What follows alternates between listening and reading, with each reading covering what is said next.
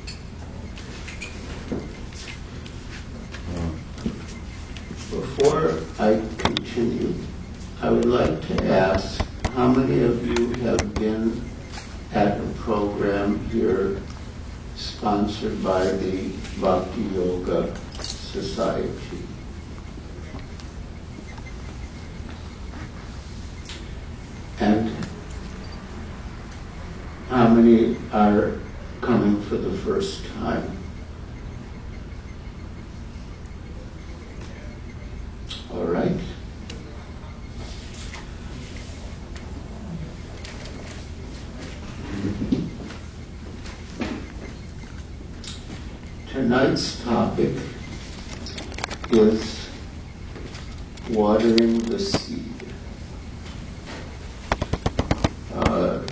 Of course, in a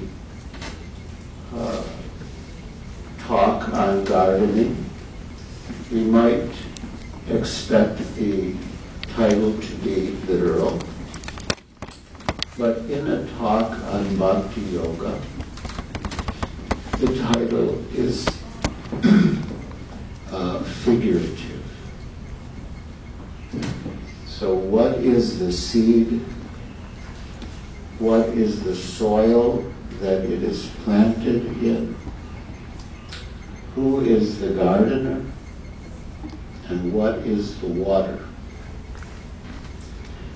Are questions that will be answered in the course of the discussion. But before we come to that, I will tell you about my own spiritual journey, because that is what led to the planting and watering of the seed. From my, well, one could go back further, but I'll begin in high school. In high school, I had I was looking for perfection. And at the time, I read a book called The Art of Loving by Erich Fromm, and I got the idea that perfection could be achieved through love. And the idea of the book was that love was not just a feeling, but it was a process. Then I went to Brandeis University outside Boston, and I had a number of friends who were older than I was, and one of them would go into his room and close the door, just lie on his bed, and wouldn't want to get up, wouldn't want to do anything. So I had the idea that by love I could solve any problem, cure any ailment. But I found with my friend that it didn't work. There was something about him that prevented him from feeling that love that I was feeling for him. And so I thought it's not so simple. We have to do a little more investigation. At the same time, I was on my own spiritual search to find the meaning of life. I began as an English major, thinking I would find it there.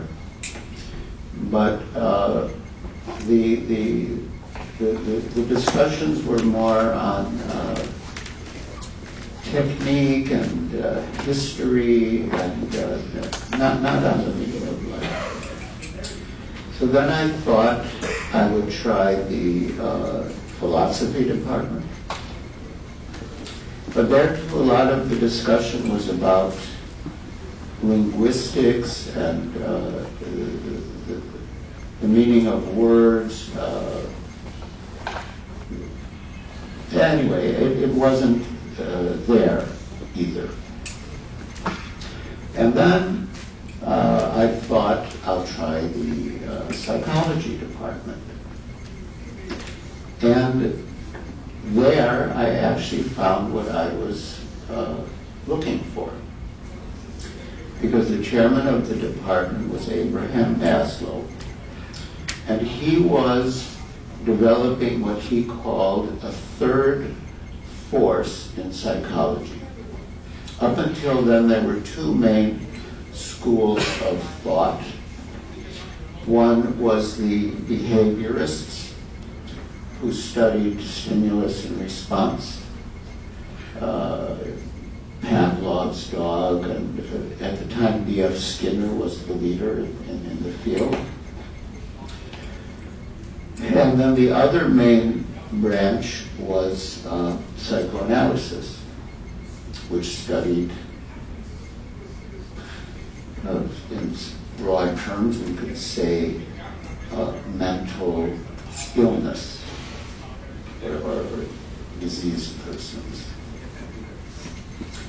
So Abraham Maslow had the idea, instead of studying rats or diseased persons, he would undertake a study of healthy persons, whom he called self-actualized.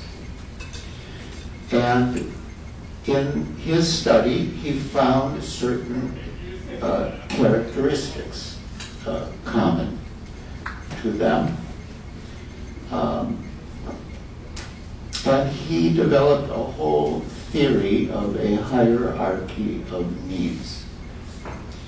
That, on the most basic level, we need food, we need shelter, we need clothing. And then when the most basic, you could say, animal needs are met, then we have other needs for society, for social acceptance, and so on. And then, when those needs are met, there's an even higher need, which is to realize one's full potential. So in his study, he found that these self-actualized persons had come closer to realizing their potential and had certain experiences of oneness with the universe. On occasion, they would have what he called peak experiences. So, and the department, they invited a lot of speakers, a lot of swamis and yogis and Zen masters and philosophers. And so, it was really a time of exploration. But through my reading, I had come to the conclusion that to really make progress, I needed a teacher, a mentor, a guru. And then my focus became to find my guru. And I examined the different guest speakers who came, but in every case, I found some, to what me appeared to be a defect,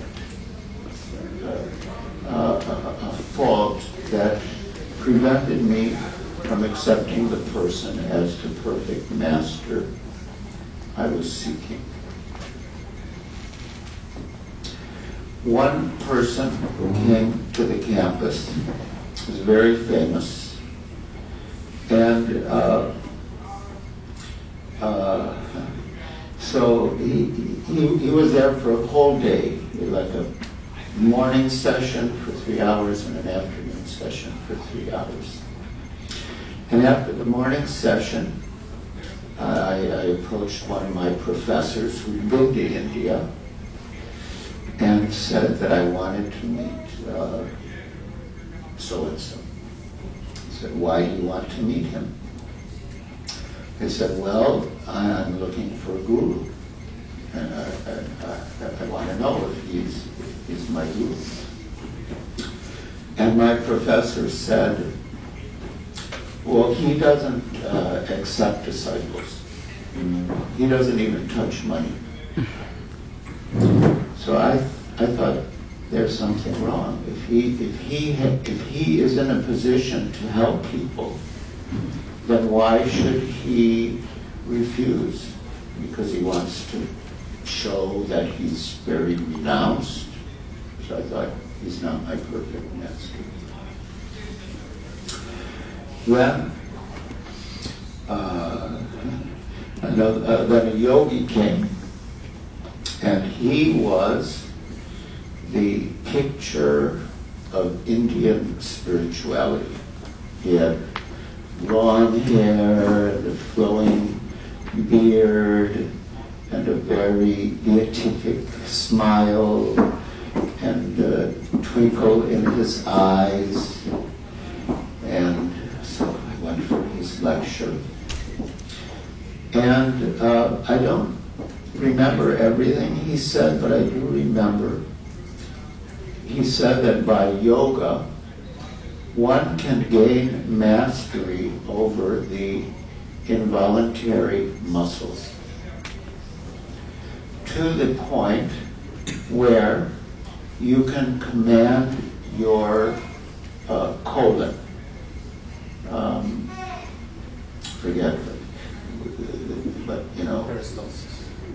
No, but I remember one is the transverse colon, but one to make it come up, then one transverse colon to make it go across, then next one to make it down, and then release. And you can have a very good bowel movement. So I was intrigued. It all sounded very interesting.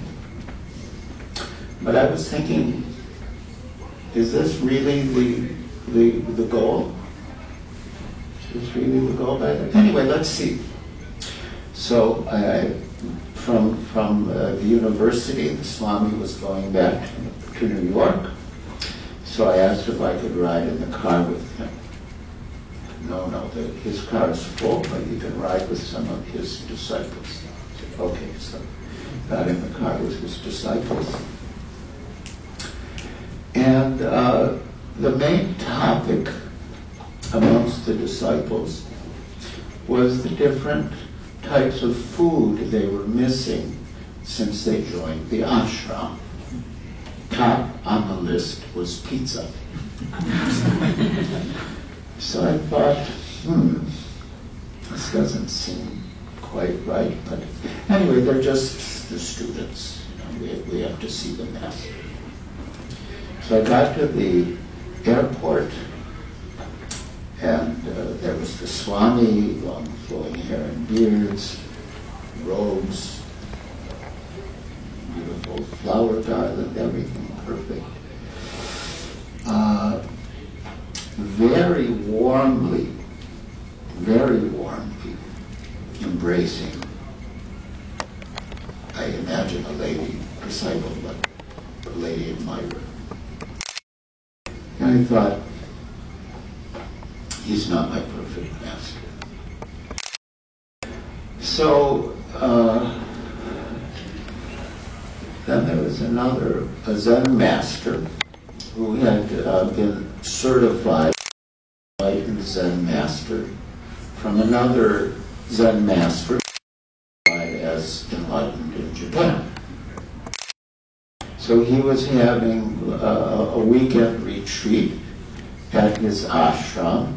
So I thought, okay, I'll go there. I mean, I was ready to go anywhere. I would go 1,000 miles if I thought I might meet my guru. So I got to the Zen ashram and greeted by one of the students. Didn't seem all that blissful, but okay, maybe it's a different mood. And so then they introduced us to the first session of exercises. We had to sit cross-legged with our backs erect, facing the wall. And the master would go around the room with a stick.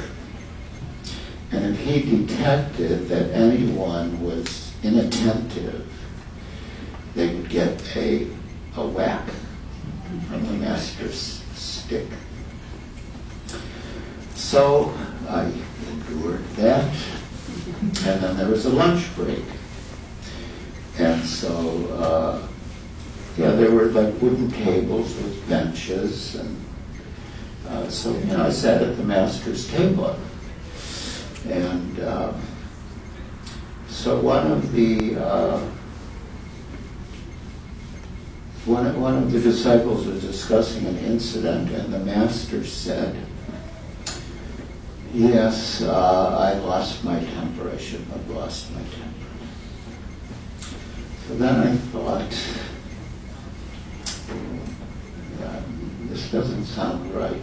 But I've read books on Zen. I was reading everything I could about different philosophies and disciplines, and I had read that the Zen master can appear ordinary.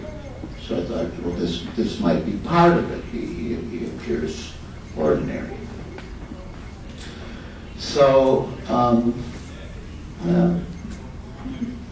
endured some more, sitting, facing the wall. And, but the thing that struck me there was the students didn't seem happy. The students didn't seem happy. But I thought, well, they're just the students. The real thing is the master. So I didn't conclude absolutely that he was not my perfect master, but I was doubtful. Then, it just so happened that soon thereafter, the master was invited to speak at MIT. Professor Houston Smith had invited him. And someone asked him about Vedanta. And he replied, I have enough trouble keeping up with Zen. Don't ask me about Vedanta. So I thought, this is too ordinary. He's not my perfect master.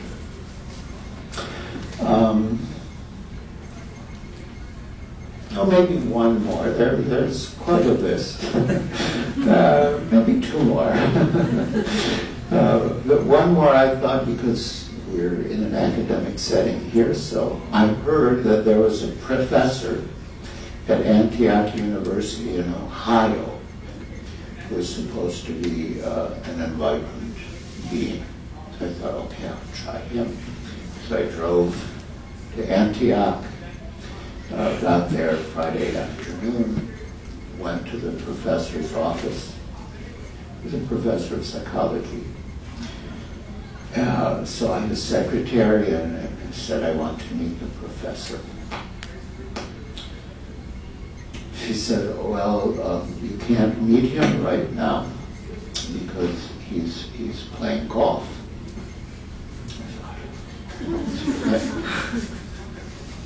I may have even said it, but she definitely could have seen it from my facial expression. But I may have just said, he's playing golf?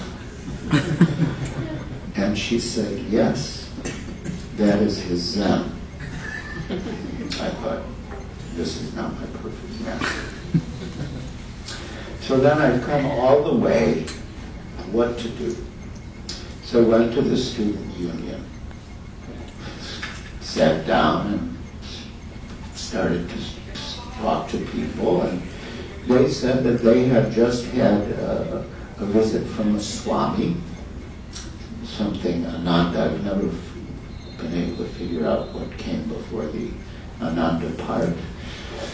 And he had said that God is in your heart, and if you develop your relationship with him, he manifests himself on the lotus of your heart, and he can speak with you. Now this was extremely intriguing, because up until then, either whether the Zen masters or the Swamis, they had all been what I would say impersonalists, meaning that their conception of the ultimate was impersonal. In the case of the Buddhists, it was as they call the void.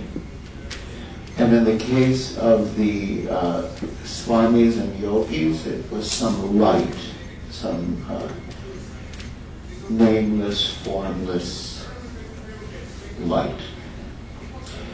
And somehow I was very intrigued by this idea, because it sounded like he was talking about someone you could have a relationship with, which was very appealing.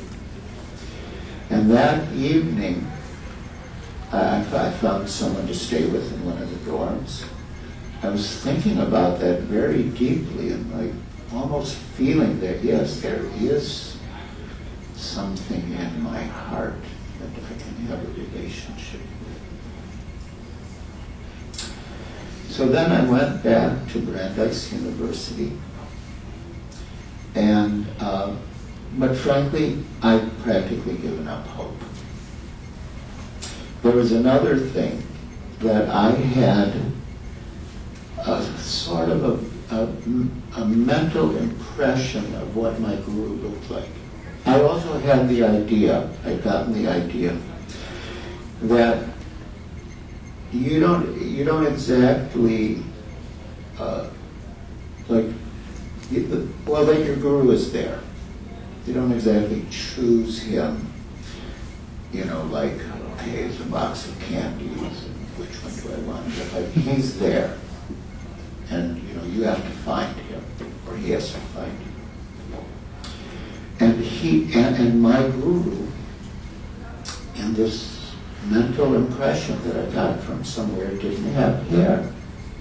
And all the other swamis and yogis had hair. And I was becoming hopeless. Really, I was becoming hopeless. I thought, okay, we'll leave it for now. So,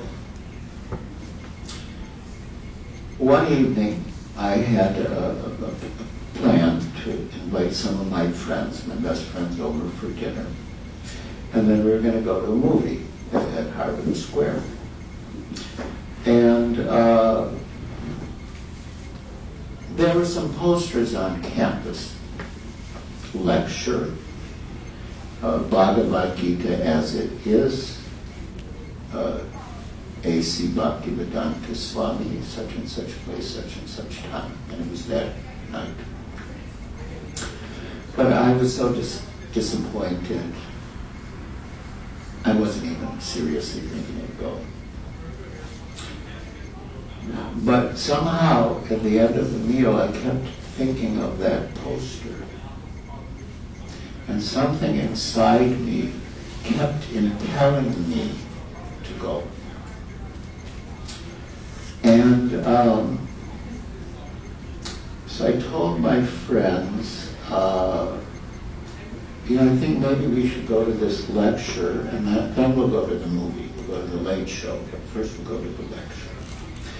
Yeah, they were sort of grumbling, but especially one, who you might say was my girlfriend, was extraordinarily upset. Extraordinarily upset. And I always had the nature of wanting to sort of please people and sort of docile, and I just never wanted to upset anyone. And I certainly didn't want to upset my friends, my best friends, or her. And so I kept starting to agree, but then something inside my heart kept impelling me, you have to go, you have to go. It was relentless, it just wouldn't stop. And meanwhile, she was like really having a tantrum. And then I said, okay, I promise you, this will be the last one I ever go to. Okay. So we went to the auditorium. It was in the psych department auditorium. And because of this discussion at my apartment, I was late. The lecture was over, but there was chanting.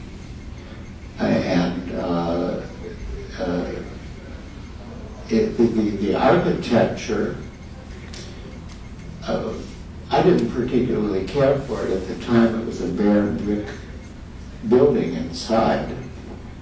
But the sound of the chanting reverberated off the walls. The whole auditorium was just surcharged.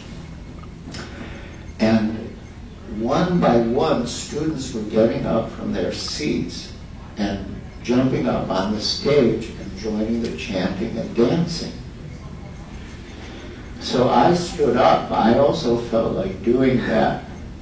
And then I looked this side, looked that side, my friends, and I thought, oh no, if I do that, that will just be too much. It will be beyond their limit.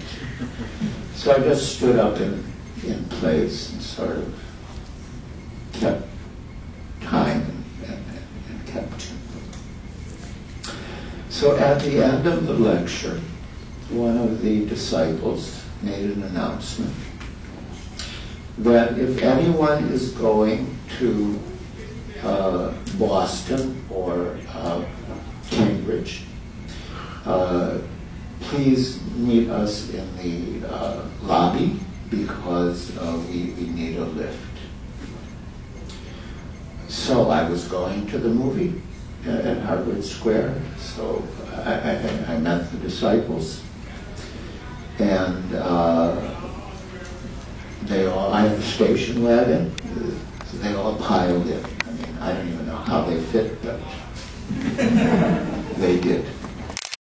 I was in the front seat. There was one lady, disciple, and my lady friend, and then 3 or 4 in the next seat, and was piled into the rear compartment. So, my best friend at the time, Gary, he was saying, ultimately everything is void. And one of the devotees was saying, there is no void. Anywhere in the creation, there is no void. So they're arguing back and forth, and I thought, how silly. So I thought I would solve the whole thing, and I quoted something I had read in a Zen book, that it's not void, and it's not void, but to give it a name, we call it void.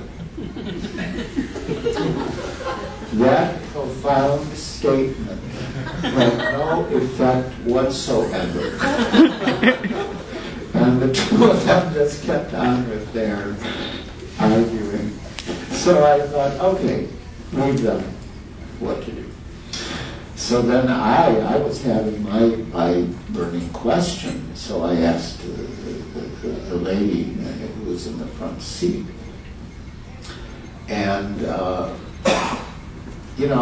I read Autobiography of a Yogi, and I really liked it. So I asked her about the author, and she said, oh, him.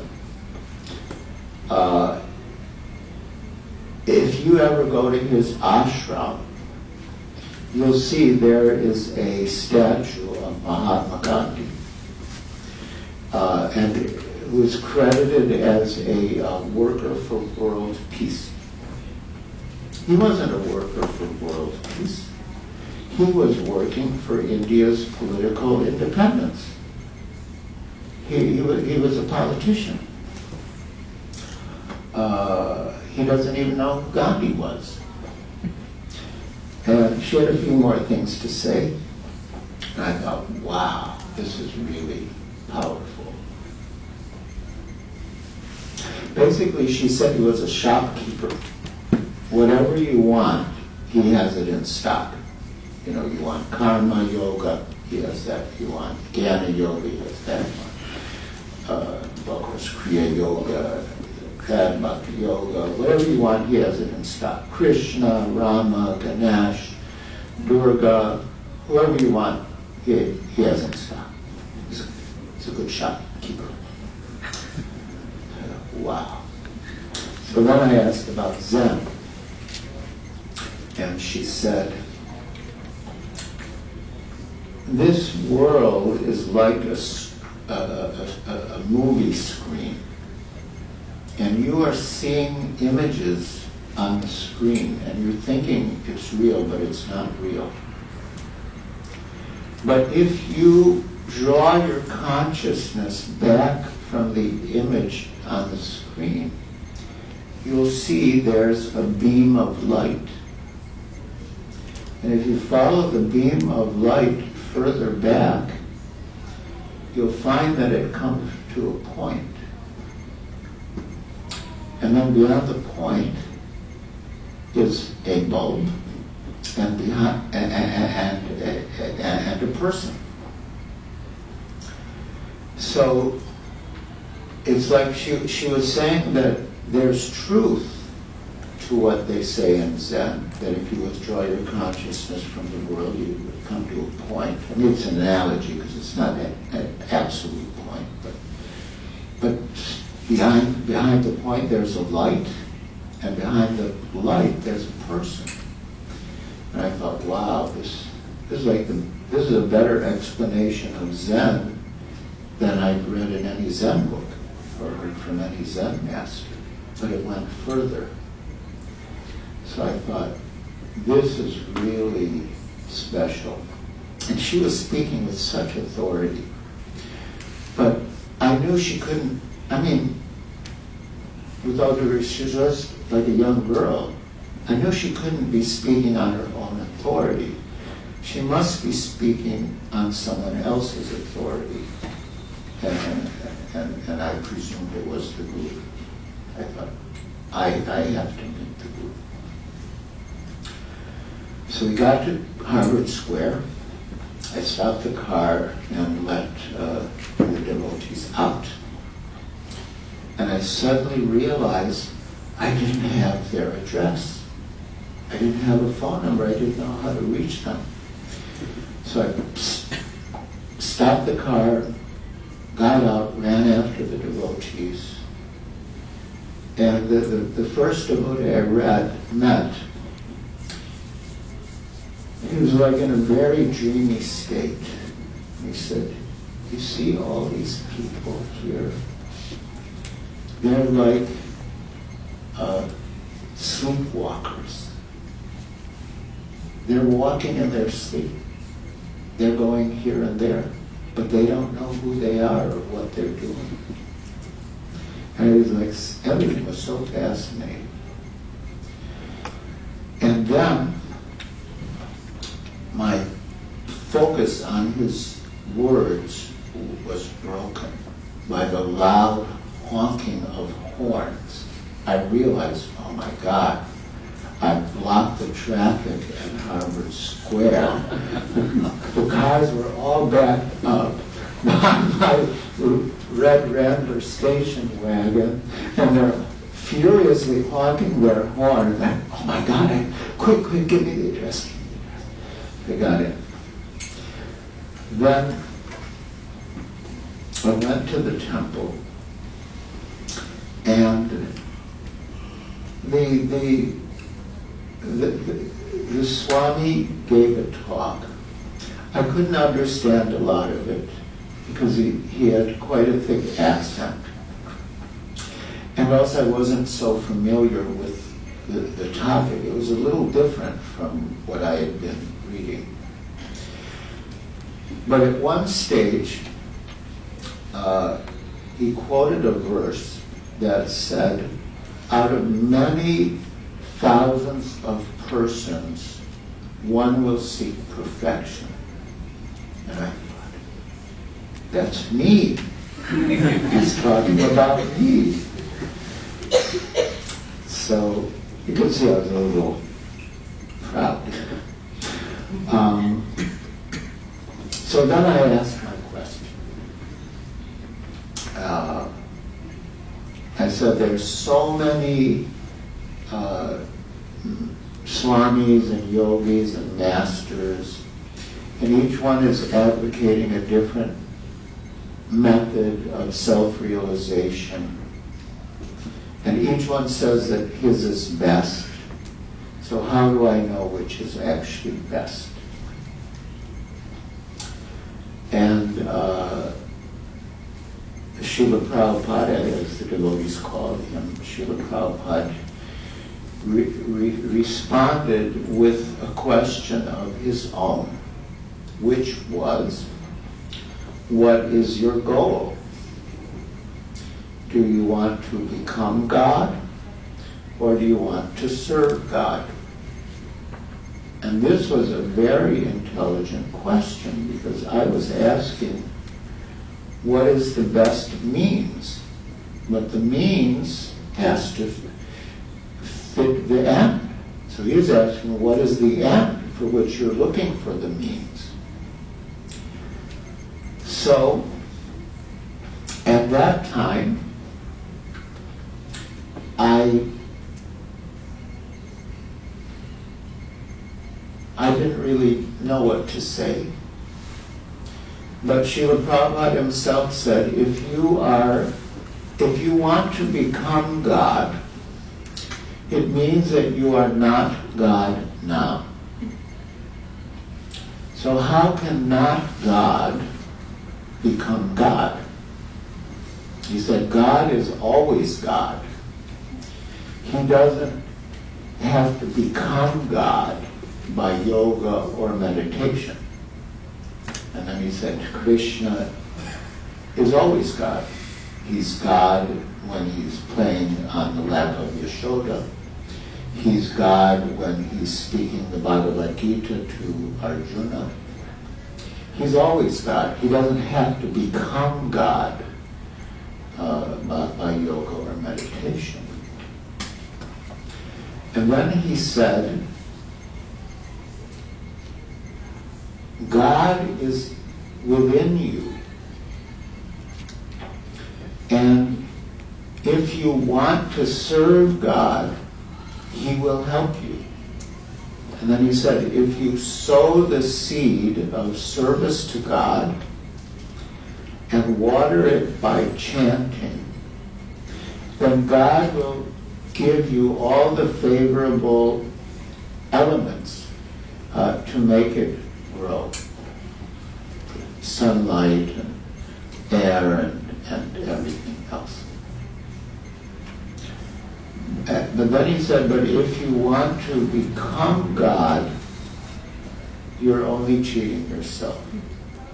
Because why should God help the competition? And he said you can become godly, but you cannot become God. But then he, again, so what is your goal? Do you want to become God, or do you want to serve God? Now, at that time, I had the feeling that Srila Prabhupada was looking right through me. I mean, literally, like through me, through the walls of the storefront that was the temple then. You know, out through the roads that led to my apartment, into my apartment, into my bathroom, to the wall of my bathroom, where I had a sign that I had personally inscribed with different color lettering and fixed to the wall. And the sign said, "You are God." Like, in case I forgot, the sign was reminded. So, as he was speaking to me, I felt that he was seeing straight through me all the way into my apartment, all the way to the wall with the sign. But he knows everything. He said, "So what do you think? Do you want to become God, or do you want to serve God?" So by then I knew what the right answer was. As students, we have to know what the right answer is. So I started to say, I want to serve God, but I knew I can't cheat him. He knows everything. I said, I want to serve God, but actually I realized I wanted to become God. He said, yes. And then I thought, now I have found my perfect master. And I bowed my head in obeisance on the floor, and I remained down for quite a while. Mainly because I had found my perfect master, but partly because I felt I had been exposed in front of the whole room for having this absurd, ignominious desire to become God. And I imagined that if I looked up everyone would be like staring at me and glaring at me. Oh, he wanted to become God. He wanted to become God. So I stayed down for quite a while. But then I heard signs that indicated that food was being served. And I felt a sort of change in the atmosphere. You know, plates were being served, people were in a sort of happy mood. And I thought, okay, now maybe it's all right. So I, sat up, and everyone was just smiling, even the people that were looking at me. That not as many were as I thought would be, but even the ones that were, they were all just smiling and happy. And the devotees brought a huge platter to Srila Prabhupada, and took a little morsel and said, "I'm not God, I cannot eat all of this, distribute." So that was the beginning. And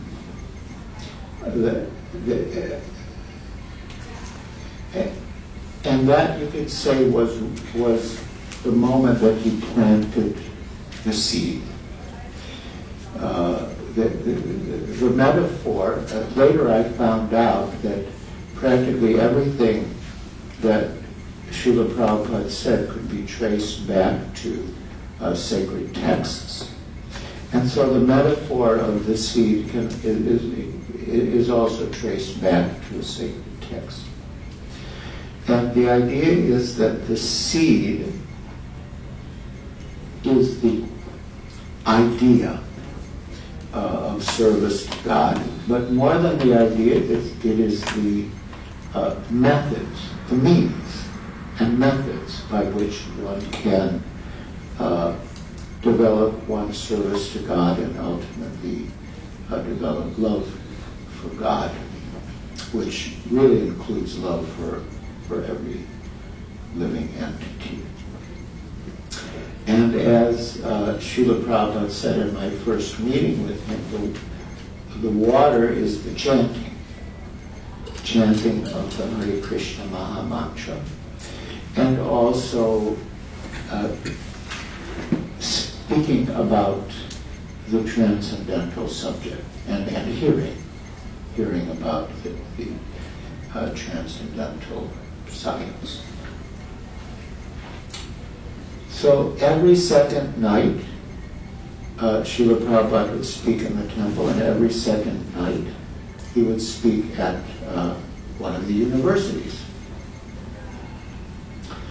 So one night he spoke at the Harvard Divinity School, and the students were very smart. They're definitely very smart. And at the end, when Prabhupada asked for questions, quite a few hands shot up.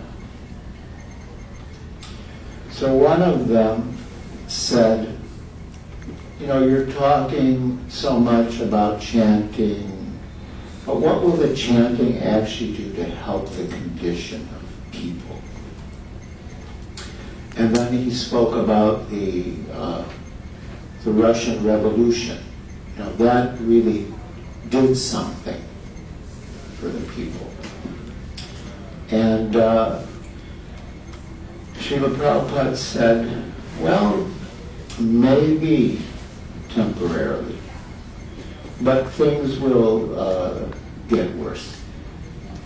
And then he said, and the people in Russia, are they happy? And the young man said, well, no. And Prabhupada said, then what is the use? Then one of the young men said, oh, you're saying that we should repeat Hare Krishna, Hare Krishna. Well, couldn't you get the same result by repeating anything?